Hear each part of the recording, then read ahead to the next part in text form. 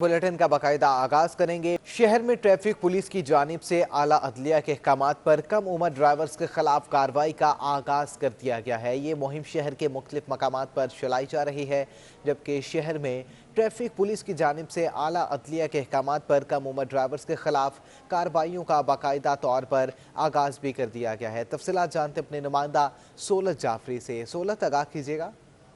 जी बिल्कुल, इस वक्त मैं मौजूद हूँ मेट्रोपोल शार फैसल पे, जहाँ हाई कोर्ट के अहकामात के बाद ये बात वाजे की गई थी कि 18 साल से कम उम्र बच्चों के खिलाफ कार्रवाई की जाएगी, जो कि ड्राइविंग करते हुए नजर आएंगे। रिक्शा ड्राइवर्स, मोटरसाइकिल ड्राइवर्स, गाड़ी ड्राइवर्स के खिलाफ जो है वो कार्रवाई होगी, और ना सिर्फ बच्चों के खिलाफ बल्कि उनके वालिदैन और गाड़ी मालिकान के खिलाफ भी जो है वो कार्रवाई की जाएगी। आज देखने में आ रहा है, आज सुबह से ही जो है वो कार्रवाई का आगाज जो है वो कर दिया गया था। ये मुहिम कराची भर में जो है वो चलाई जा रही है। इस वक्त मेरे साथ शार फैसल के एसओ मौजूद हैं, इनसे जानते हैं। सर बताइएगा, क्या कार्रवाई कर रहे हैं आप लोग और किस तरीके से जो है वो इस कार्रवाई को जो है वो तरतीब दिया गया है? देखिए, ये कार्रवाई तो हम पहले भी करते थे, लेकिन आज चूँकि खसूसी तौर पे मुहिम चलाई गई, जो कि हाई कोर्ट सिंध के ऑर्डर्स हैं और जनाब डीआईजी साहब ट्रैफिक और एडिशनल आईजी साहब कराची के हुक्म के तहत ये कैंपेन हम चला रहे हैं। और आपके सामने आपने देखा है, हम गाड़ियाँ बंद भी कर रहे हैं और लोगों के आपने व्यू भी सुने हैं।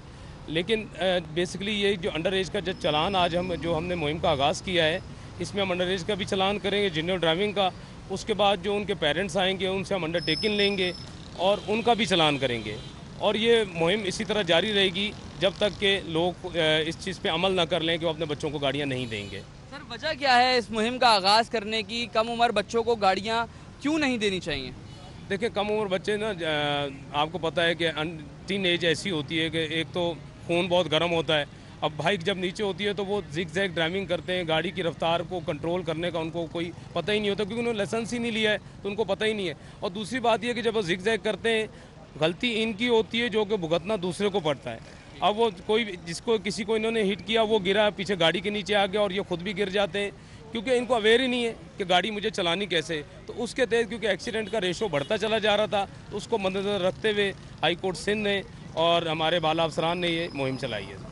बिल्कुल, इनका यही कहना है कि जानलेवा हादसात जो है वो शहर में बढ़ते जा रहे थे, जिसको मद्देनज़र रखते हुए अब जो है वो शहर में मुहिम का आगाज़ कर दिया गया है। 18 साल से कम उम्र बच्चे जो गाड़ी चला रहे हैं, जो मोटरसाइकिल चला रहे हैं या फिर रिक्शा ड्राइवर्स, उनके खिलाफ जो है वो सख्त कानूनी कार्रवाई का आगाज़ आज से हो गया है। जी, कानूनी कार्रवाई का आगाज कर दिया गया है। बहुत शुक्रिया आपका सोलत जाफरी।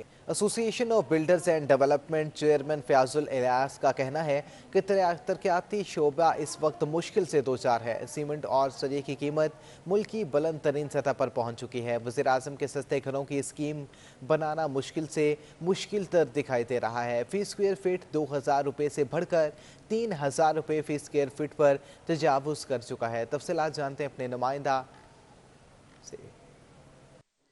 तामीराती शोबे की बात करें तो हर अशिया की जो कीमत है बुलंद तरीन सतह पे पहुंच गई है। सरिये की बात करें, सीमेंट की बात करें, ब्लॉक्स की बात करें, बजरी की बात करें।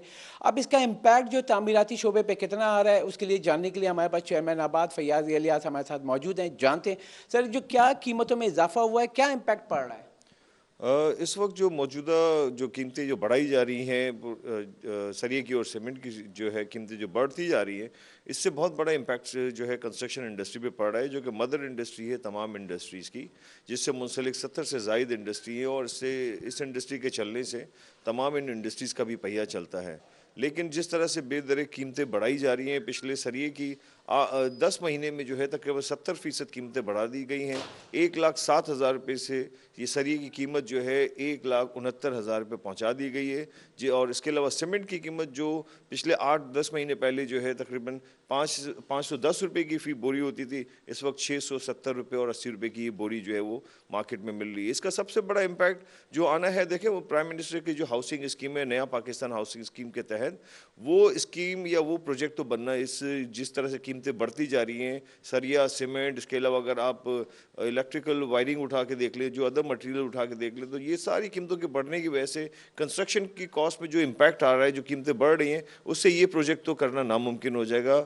और इसके अलावा जो रूटीन कंस्ट्रक्शन है, उसकी कॉस्ट ऑफ कंस्ट्रक्शन भी बेतहाशा बढ़ती जा रही है। और ये जो हमारे मेम्बरान आबाद के मेंबर्स हैं, बिल्डर्स एंड डेवलपर्स हैं, उनके लिए मैं समझता हूँ कि काम करना इस वक्त नामुमकिन हो जाएगा। फयाज साहब, अगर 120 गज का मकान मैं बनाने जाता हूँ, पहले जो कॉस्टिंग कॉस्टिंग आती थी पर स्क्वायर फीट जो है 2000 के लगभग आती थी। अब क्या कीमत, ये सब चीज़ें जो महंगी हो गई हैं तो कहाँ पे पहुँच गई है? कॉस्ट ऑफ कंस्ट्रक्शन के हवाले से देखिए, एक आम आदमी अगर अपना घर बनाता है तो ये कीमतें जो एस्टिमेटेड कॉस्ट थी 2000 से लेके 2200 रुपये पर स्क्वायर फीट जो है उस पर काम किया जा सकता था, लेकिन इस वक्त जो कीमतें बढ़ी हुई हैं ये तो मैं समझता हूँ 3500 रुपये की जो अगर पर स्क्वायर फीट कॉस्ट ली जाए तो उसमें भी बनाना नामुमकिन है। हर एक आम आदमी से लेके एक बड़ा घर बनाने वाले जो तबका है उसके लिए ही जो है ये घर बनाना इस वक्त जो है मुश्किल से मुश्किल तर होता चला जा रहा है। फैयाज साहब, जो क्या हल है कि इसकी कीमतें सरिये की और सीमेंट की कम हो सकें? देखिए, हल तो इसमें ये है कि हमारी मौजूदा गवर्नमेंट को हमने पहले भी रिक्वेस्ट की थी आबाद के प्लेटफॉर्म से कि जो रेगुलेटरी ड्यूटीज़ और एडिशनल रेगुलेटरी ड्यूटीज़ जो इस पे लगाई गई थी, ये उस वक्त लगाई गई थी जिस वक्त इंटरनेशनल मार्केट में जो है जो डॉलर सरिये की कीमत जो है 240 या 260 रुपये पर डॉलर पर आ गई थी। तो उस वक्त लोकल इंडस्ट्री को बचाने के लिए इन्होंने इसमें ये ड्यूटीज़ लगाई थी। अब जब इंटरनेशनल मार्केट जो है इस वक्त अपनी पीक पे है और तकरीबन कोई $500 के ऊपर अगर मार्केट इस वक्त ट्रेंड कर रही है, तो उस लिहाज से हमने इनको कहा था कि ये ड्यूटीज़ ख़त्म कर दी जाएं ताकि एटलीस्ट गवर्नमेंट की तरफ से ये जो एडिशनल ड्यूटी और मतलब रेगुलेटरी ड्यूटीज़ एडिशनल ARD जो ली जा रही है, इसमें से ये ड्यूटीज़ के इम्पैक्ट से जो है इस इंडस्ट्री को बहुत सपोर्ट मिलेगा। लेकिन अभी हम समझते हैं कि कोई किसी किस्म का खातिर ख्वाह जो है वो उसमें डिसीजन नहीं लिया गया, और ना ही जो ये इस वक्त लोकल जो मकामी हमारा कार्टेल जो इसके पीछे काम कर रहा है, जो कीमतें बेतहाशा बढ़ाते चले जा रहे हैं, चाहे सरिया हो या सीमेंट हो, ये एक मैं समझता हूँ एक साजिश है इसके पीछे। इस तमाम ये स्टेक होल्डर्स की जो सरिया और सीमेंट की इंडस्ट्री से ताल्लुक़ रखते हैं, वो एक सोची समझी साजिश के तहत जो है ये जो कंस्ट्रक्शन की एक्टिविटीज़ हैं, या तो इसको ये ख़त्म करना चाहते हैं या नया पाकिस्तान के तहत जो हाउसिंग स्कीम बननी है उसको वो डैमेज करना चाह रहे हो। जैसा कि आपने सुना कि जो तामीराती लागत कम करने के लिए हुकूमत को जो सरिये की इंपोर्ट है उस पर रेगुलेटरी और एडिशनल RD को जो है ख़त्म करने का मुतालबा किया गया है, जिससे फी टन सरिये में 20,000 रुपये कमी हो सकती है। जी ठीक है, बहुत शुक्रिया आपका इशरफ खान। सिंध हाई कोर्ट ने गिरा फरोशी और गैर मेयारी दूध के खिलाफ फूड अथॉरिटी को फौरी कार्रवाई करने का हुक्म दे दिया है। अदालत ने दूध की कीमतों से मुतालिक कमिश्नर कराची को 21 सितंबर तक रिपोर्ट पेश करने की हिदायत भी कर दी है। दूध की कीमतों से मुतालिक दरख्वास्त में अदालत ने गिरा फरोशी और गैर मेयारी दूध के खिलाफ कार्रवाई न करने पर बरहमी का इजहार किया। वकील के MC ने बताया कि फ़ी किलो 110 रुपये कीमत मुकर्रर की गई है।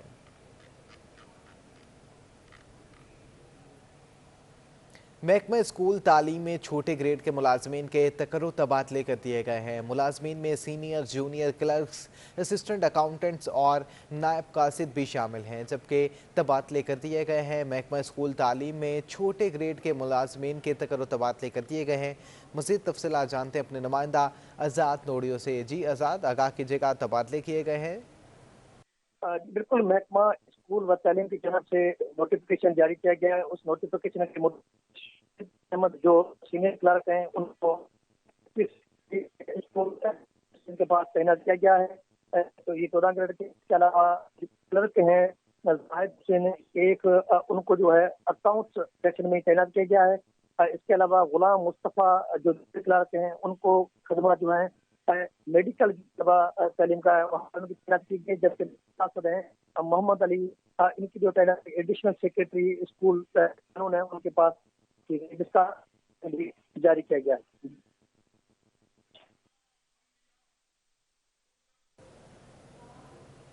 जिगर के आर्जे का इलाज टाइफाइड की दवाओं से कर दिया गया। शहरी ने गलत इंजेक्शन का इल्ज़ाम लगाकर नेशनल मेडिकल सेंटर के खिलाफ सारिफ अदालत से रुजू कर लिया। शहरी कामरान फरीद ने NMC के खिलाफ 49 लाख से जायद मुआवजे हर्जाने के लिए दरख्वास्त दायर कर दी। दरख्वास्त गुजार ने मौक़िफ़ अपनाया कि वालिद जिगर के आर्जे में मुब्तला थे। चेकअप के बाद बताया गया कि वालिद को टाइफाइड हो गया है। सारिफ अदालत जुनबी ने दरख्वास्त पर NMC को नोटिस जारी करते हुए 18 सितंबर तक जवाब तलब कर लिया।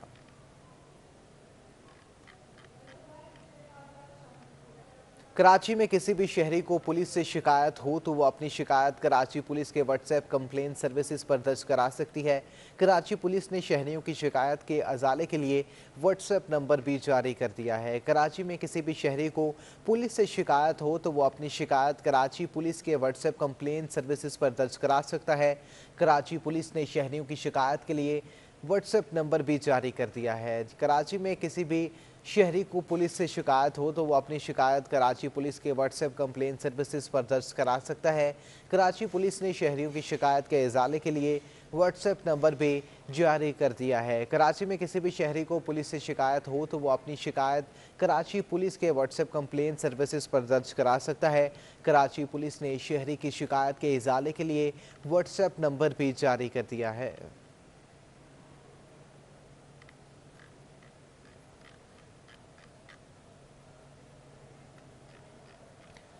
पुलिस ने शहरियों की शिकायत के लिए व्हाट्सएप नंबर जारी कर दिया है। अब किसी को भी परेशानी का सामना हो तो वो पुलिस से रब्ता कर सकता है। कराची में किसी भी शहरी को पुलिस से शिकायत हो तो अपनी शिकायत कराची पुलिस के व्हाट्सएप कंप्लेंट सर्विसेज पर दर्ज करवा सकता है। तफसीलात जानते हैं अपने नुमाइंदा समर अब्बास से। जी समर अब्बास, आगाह कीजिएगा।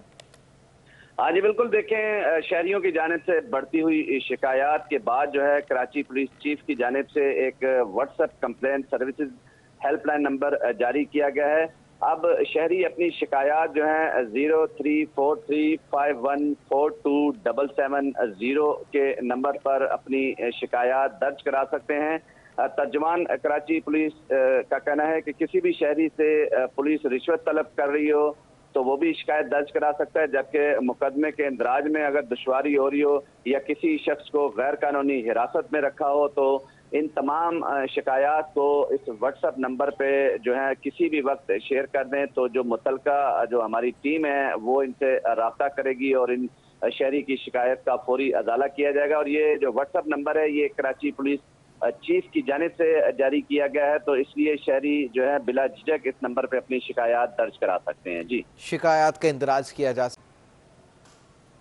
नेपरा के की इलेक्ट्रिक की बिजली 55 रुपये फ़ी यूनिट महंगी करने की दरख्वास्त पर सवालात उठ चुके हैं। नेपरा ने के इलेक्ट्रिक की बिजली 55 रुपये फ़ी यूनिट महंगी करने की दरख्वास्त पर सवालात उठा दिए। चेयरमैन नेपरा ने कहा है कि अथॉरिटी के इलेक्ट्रिक के इदाद-ओ-शुमार का जायज़ा लेकर फैसला जारी करेगी। मज़ीद तफसीलात जानते हैं अवैस कयानी से। जी अवैस, आगाह कीजिएगा। जी बिल्कुल, जो के इलेक्ट्रिक की जो बिजली 1 रुपये 26 पैसे नहीं करने की जो दरख्वास्त थी उस पर आज तफसीली जो है मशावरत हुई है, समाअत हुई है। जो माहाना और छमाही एडजस्टमेंट की मदद बिजली जो है वो 55 पैसे महंगी करने की दरख्वास्त थी और जुलाई की फ्यूल एडजस्टमेंट की मदद बिजली महंगी करने की दरख्वास्त पर भी समाअत हुई है।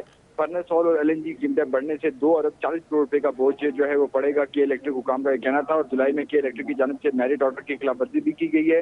नेपरा हुकाम ने कहा है और मेरिट ऑर्डर की खिलाफवर्जी से 99 करोड़ 98 लाख रुपए से ज्यादा का बोझ जो है वो पड़ेगा। इसके साथ जो समाअत में कराची चैम्बर का समाअत के दौरान बोलने की इजाजत न देने पर एहतजाज भी हुआ और कराची चैम्बर ऑफ कॉमर्स के सदर का शहरियों को बोलने की इजाजत न देने पर वॉकआउट उन्होंने किया और उस पर चेयरमैन नेपरा बोले कि अगर आप चाहते हैं कि इलेक्ट्रिसिटी कोड आपके रोप में आ जाए करके फैसला करेगी तो ऐसा नहीं होगा और ये फॉरम जाती तनकीद के लिए नहीं है। इस पे जितनी समाअत हुई है इस पे जो है तफसीली फैसला जो है बाद में जारी किया जाएगा जिसमें ये इजाजत दी जाएगी कि आया बिजली की कीमत में इजाफा करना है या नहीं। ठीक है, बहुत शुक्रिया आपका अवैस क्या। महकमा स्कूल तालीम के मुख्तलिफ प्रोजेक्ट्स में कितनी गाड़ियाँ हैं और किसके कब्जे में हैं, महकमा स्कूल तालीम ने रिपोर्ट तलब कर ली। तमाम प्रोजेक्ट्स के सरबराहान को ख़त भी इरसाल कर दिया गया है। महकमा स्कूल तालीम के मुख्तलिफ प्रोजेक्ट्स में कितनी गाड़ियाँ हैं और किसके कब्जे में हैं, महकमा स्कूल तालीम ने रिपोर्ट तलब कर ली। तमाम प्रोजेक्ट्स के सरबराहान को ख़त भी इरसाल कर दिया गया है। तफसीलात जानते हैं आज़ाद नोडियो से। जी आज़ाद, आगाह कीजिएगा, मज़ीद क्या तफसीलात हैं? जी बिल्कुल, वज़ीर तालीम सैयद सरदार अली शाह ने कलमदान संभालते ही अपने महकमे तालीम को फाल बनाने के हवाले से सरगर्मियाँ तेज कर दी है। इस हवाले से वज़ीर तालीम के अहकाम पर सेक्रेटरी तालीम की जानब से महकमा तालीम के 10 से ज़ायद ऐसे मनसूबे हैं। उन मनसूबे के सरबराहान को एक खत अरसाल किया गया और खत में कहा गया है कि अफसरान ये बताएं इस वक्त इन प्रोजेक्ट में कितनी जो है सरकारी गाड़ियाँ हैं और किसके इस्तेमाल में है। इस खत की रोशनी में इन अफसरान को सेक्रेटरी स्कूल तालीम को रिपोर्ट देनी होगी। रिपोर्ट के बाद फैसला किया जाएगा गाड़ियाँ किसके इस्तेमाल में है और किसी मकसद के लिए इस्तेमाल हो रही है या किसी मकसद के बगैर इस्तेमाल की जा रही है। इस हवाले से फैसला सेक्रेटरी तालीम को करना है, लेकिन वज़ीर तालीम ने इन गाड़ियों के हवाले से सेक्रेटरी तालीम को अहकाम जारी किए हैं कि फौरी तौर पर गाड़ियों के तफसीलात फराहम किए जाएँ। जी ठीक है, बहुत शुक्रिया आपका आज़ाद नोडियो तमाम तफसीलात से आगाह करने के लिए। इंटरबैंक में रुपए की बेकदरी का सिलसिला जारी है। कारोबार के दौरान डॉलर मजीद 23 रुपए मजीद सस्ता हो गया, जबकि इंटरबैंक में रुपए की बेकदरी का सिलसिला जारी है। कारोबार के दौरान डॉलर मजीद 23 पैसे महंगा हो चुका है। इंटरबैंक में रुपए की बेकदरी का सिलसिला बदस्तूर जारी है। कारोबार के दौरान डॉलर मजीद 23 पैसे महंगा हो चुका है। तफसीलात जानते हैं अशरफ खान से। जी अशरफ खान, आगाह कीजिएगा, डॉलर एक बार फिर महंगा हो चुका है? जी, इंटरबैंक में देखें डॉलर की तलब देखी गई, जिससे खरीदारी पर इंटरबैंक में आज एक दिन में डॉलर 23 पैसे महंगा हो गया, जिसके बाद इंटरबैंक में डॉलर एक साल की बुलंद तरीन सतह 167 रुपए की तजावत कर गया। इस डॉलर इंटरबैंक में 167 रुपए 10 पैसे पे ट्रेड हो रहा है। और देखा जाए 2 माह में सिर्फ इंटरबैंक में डॉलर 9 रुपए 56 पैसे महंगा हो चुका है। और 2 माह में जो 8% जो महंगा हुआ है, उसे माहिरीन का ये कहना है कि पाकिस्तान जो दरामदाद करता है माहाना 5 अरब डॉलर का, उससे जो दरामदाद महंगी होंगी, उससे सनतों का खाम माल महंगा होगा, उससे महंगाई की रफ्तार में इजाफा होगा। साथ ही अफगानिस्तान की जो मौजूदा सूरत हाल है, अमरीका ने अफगानिस्तान के जो जखायर है वो मुंजमद किए हैं, जिसके बाद जो है फॉरेक्स एसोसिएशन का कहना है कि डॉलर की तलब बढ़ गई है और पेशावर में जो डॉलर की खरीदारी देख रही है, और जिसके साथ ओपन मार्केट में भी डॉलर महंगा होता जा रहा है। ठीक है, बहुत शुक्रिया आपका अशरफ खान। कैंटोनमेंट बोर्ड्स के बल्दियाती इलेक्शन जूं नज़दीक आ रहे हैं, अवामी जोशो जज्बा भी बढ़ता जा रहा है। कैंटोनमेंट बोर्ड्स के रहायशियों को भी अपने दरीना मसाइल के हल की उम्मीद हो चली है। कहते हैं ज़माना बदल गया, मगर इंतखाबी मुहिम के दौरान वोटर्स का उम्मीदवार के सामने मसाइल की दास्तान रखने का सिलसिला न थम सका।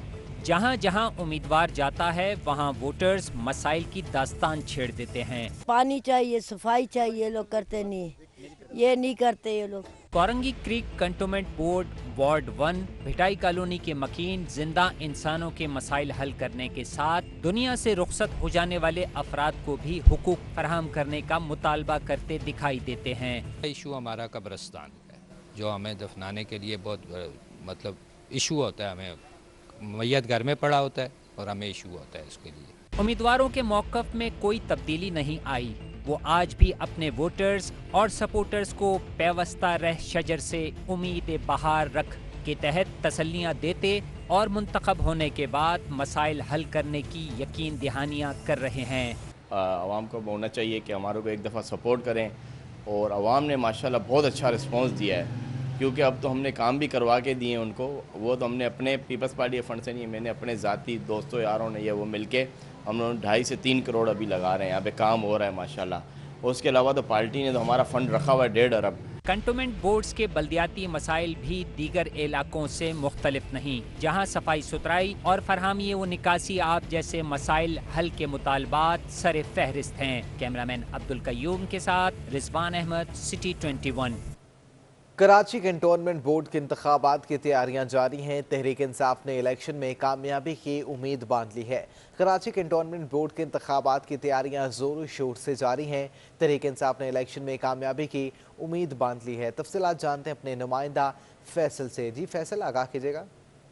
जी, कंटोनमेंट के इलेक्शन हैं 12 तारीख को, 12 सितंबर को, और इसी हवाले से शहर कराची में बड़ी ज़बरदस्त तैयारियां चल रही हैं। पाकिस्तान तहरीक इंसाफ, जिनका NA 247 सबसे मजबूत हल्का कराची का समझा जाता है, उधर भी कंटोनमेंट का इलेक्शन है। हमारे साथ मौजूद है पाकिस्तान तहरीक इंसाफ के मुंतखब MNA आफ्ताब सिद्दीकी साहब, इनसे बात करेंगे। आफ्ताब भाई, ये बताइएगा क्या तैयारी हैं और आपको क्या लगता है कि पाकिस्तान तहरीक इंसाफ ये जो कंटोनमेंट का इलेक्शन है इसमें दोबारा जीत जाएगी? जी, जिस तरह आपने कहा कि ये मजबूत तरीन हलकों में से PTI का ये एक हलका है, और इस दफ़ा जो हमने कैंडिडेट्स यहाँ पे दिए हैं बड़े अच्छे पढ़े लिखे और ऐसे कैंडिडेट्स दिए हैं जिनका पूरा कंट्रोल है सोशल मीडिया पे, और चैरिटी के काम करते रहे हैं ये लोग, और हलके के हवाले से ये बहुत अच्छी नॉलेज है इनकी। तो हमें इंशाल्लाह पूरी उम्मीद है कि ये जीतेंगे, और उसकी कई वजूहत हैं। एक तो ये कि जो फर्स्ट ईयर है उसमें हम मौजूद हैं, PTI फेडरल में भी है, और उसके बाद MPA भी PTI का है। और अगर ये कैंडिडेट्स हमारे इंशाल्लाह जीत जाते हैं तो हमारे इस कैंटोनमेंट को बहुत ज़्यादा फ़ायदा होगा। इसमें जो इम्पॉर्टेंट चीज़ है देखने की वो ये है कि DHA और कैंटोनमेंट के जो बोर्ड्स हैं उसमें MNA और MPA मेंबर नहीं हैं, और लोग हमसे पूछते हैं। तो हम इंशाल्लाह ये लेजिस्लेशन करने जा रहे हैं और करेंगे। पाकिस्तान तहरीक इंसाफ के MNA हैं जो काफ़ी पुरुमीद है इलेक्शन के हवाले से कंटोनमेंट के, और उनका ये दावा है कि वो पाकिस्तान तहरीक इंसाफ भरपूर कामयाबी हासिल करेगी और दूसरी कोई जमात उनको बाज़ाहिर नज़र नहीं आती जो उनको इस तरह का टफ टाइम दे सके। इसके साथ साथ कंटोनमेंट बोर्ड के इलेक्शन में उनका कहना है कि कौंसल में जो है वो कानून साजी करने जा रहे हैं ताकि ज़्यादा से ज़्यादा अच्छे अंदाज में लोगों की खिदमत की जा सके। जी ठीक है, बहुत शुक्रिया आपका फैसला। पाक बहरी के फ़ज़ाई बेड़े में पहले से जदीद long range maritime petrol aircraft की शमूलियत हुई है। ये जहाज़ ब्राज़ील का तैयार करदा दोहरे इंजन वाला जहाज़ है। पाक बहरिए के फ़ज़ाई बेड़े में पहले से जदीद long range maritime petrol jet aircraft की शमूलियत हुई है। तफसीलात जानते हैं समर अब्बास से। जी समर अब्बास, आगाह कीजिएगा। हाँ जी बिल्कुल, देखें ये एक तकरीब मुनक़िद की गई थी जिसके मेहमान ख़ुसूसी सरबराह पाक बहरिया मोहम्मद अमजद खान नियाज़ी थे। इस तकरीब में पाक बहरिया के फ़ज़ाई बेड़े में जो पहले से जदीद लॉन्ग रेंज में मेरी टाइम पेट्रोल जेट एयरक्राफ्ट जो है वो भी मौजूद है, जबकि ये एक नया टाइम पेट्रोल जेट एयरक्राफ्ट की शमूलियत हुई है। और इस तकरीब के आगाज़ से कबल जो है नेवल चीफ का कश्मीरी हुर्रियत रहनुमा के इंतकाल पर उन्होंने ताज़ियत भी की, जबकि इस तकरीब के हवाले से उन्होंने कहा कि ये जो पाक बहरिया इस वक्त महफूज हाथों में है और बहरी माहौल को यकीनी बनाने और मुल्क की बहरी सरहदों की हिफाजत के लिए हमा वक्त तैयार है। जबकि ये जो जहाज़ शमूलियत हुई है ये जहाज़ ब्राज़ील का तैयार करदा दोहरे इंजन वाला एम्बियर जेट एयरक्राफ्ट है और ये जहाज़ दुनिया भर में जो है फ़ज़ाई ऑपरेशन के लिए इस्तेमाल किए जाते हैं, जबकि पाक बहरिया की जानिब से मुस्तकबिल में भी मज़ीद ऐसे 2 जहाज़ जो है फ़ज़ाई बेड़े में शामिल किए जाएंगे। जी ठीक है, बहुत शुक्रिया आपका समर अब्बास। कराची में जगह जगह सफाई सुथराई का बहुत बुरा हाल है। पंजाब चौरंगी का हाल कुछ मुख्तलिफ नहीं, जहां कचरे के ढेर लगे हैं। दिन ब दिन कचरा बढ़ता जा रहा है लेकिन इंतजामिया कहीं नजर नहीं आ रही। तफसीलात जानते हैं राना माली से। जी बिल्कुल, शहर कायद में जगह जगह कचरे के ढेर लगे हुए हैं। पंजाब चौरंगी का भी हाल कुछ मुख्तलिफ नहीं, यहाँ पर आप देख सकते हैं कचरे के ढेर लग गए हैं। कचरा अभी तक नहीं उठाया गया। जब हमने इलाका मकीनों से बात की उनका कहना है कि कई दिन गुजर गए लेकिन यहाँ से कचरा नहीं उठाया गया। दिन ब दिन कचरा बढ़ता जा रहा है। इन्होंने इंतज़ामिया से बार बार अपील की कि यहाँ से ये कचरा कुंडी ख़त्म कराई जाए ताकि इससे यहाँ पर जो कचरे की वजह से बीमारियाँ फैल रही है उनसे इलाका मकीन बच सकें, लेकिन इंतज़ामिया ने अभी तक ये कचरा नहीं उठाया गया कि अभी तक कचरे की वजह से यहाँ पर ताफून और गंदगी फैल रही है जिसकी वजह से बीमारियां फैलने का खतरा है। बहुत शुक्रिया आपका राना वाली। NCOC की हिदायत पर पाकिस्तान रेलवे के कोरोना वैक्सीनेशन के हवाले से इक़दाम। ट्रेन पर सफ़र करने वाले अफराद की वैक्सीनेशन लाजमी करार दे दी गई है। तफसीलात जानते हैं आदिया नाज से। जी आदिया, आगाह कीजिएगा। जी बिल्कुल, कोरोना वायरस की रोकथाम के लिए NCOC की जानिब से जारी किए गए अहकामात के बाद पाकिस्तान रेलवे की जानिब से भी इक़दाम सामने आए हैं और अनाउंसमेंट ये की गई है कि 15 सितंबर के बाद वो अफराद जिन्होंने वैक्सीनेशन की फ़र्स्ट डोज नहीं लगाई होगी उनको रेलवे ख़ास तौर पर ट्रेन से सफ़र करने का जो है वो इख्तियार नहीं होगा। पाकिस्तान रेलवे की जानिब से जारी अहकामात में ये भी कहा गया है कि 15 सितंबर को फ़र्स्ट डोज़ और 15 अक्टूबर को सेकेंड डोज़ लगे मुलाजमीन या वो अफराद जो कि ट्रेन से सफ़र कर रहे हैं सिर्फ वही सफ़र कर सकेंगे। और ट्रेन चेकर को, टिकट चेकर को ख़ास तौर पर ये अहकामात दिए गए हैं कि उनको ये भी इख्तियारात होंगे कि दौरान सफ़र अगर कोई मुसाफिर ऐसा हो जो कि बग़ैर वैक्सीनेशन के सफ़र करता हुआ पाया गया तो टिकट चेकर उसके ख़िलाफ़ कार्रवाई करने के इख्तियारात रखता है। इसके अलावा रेलवे की जानिब से जो जारी अहकामात है उसमें यह भी वाज़ेह किया गया है कि पाकिस्तान रेलवे अब ऐसे अफराद को किसी सूरत ट्रेन में सफ़र करने नहीं देगा जिन्होंने वैक्सीनेशन ना कराई हो। अब वो अफराद जिन्होंने वैक्सीनेशन नहीं लगाई उनको 15 सितंबर को फ़र्स्ट डोज़ और 15 अक्टूबर को सेकेंड डोज़ लगाना लाजमी होगा। जी, खबरें आपने जानी, इसी के साथ न्यूज़ स्टूडियो से अब तक के लिए इतना ही।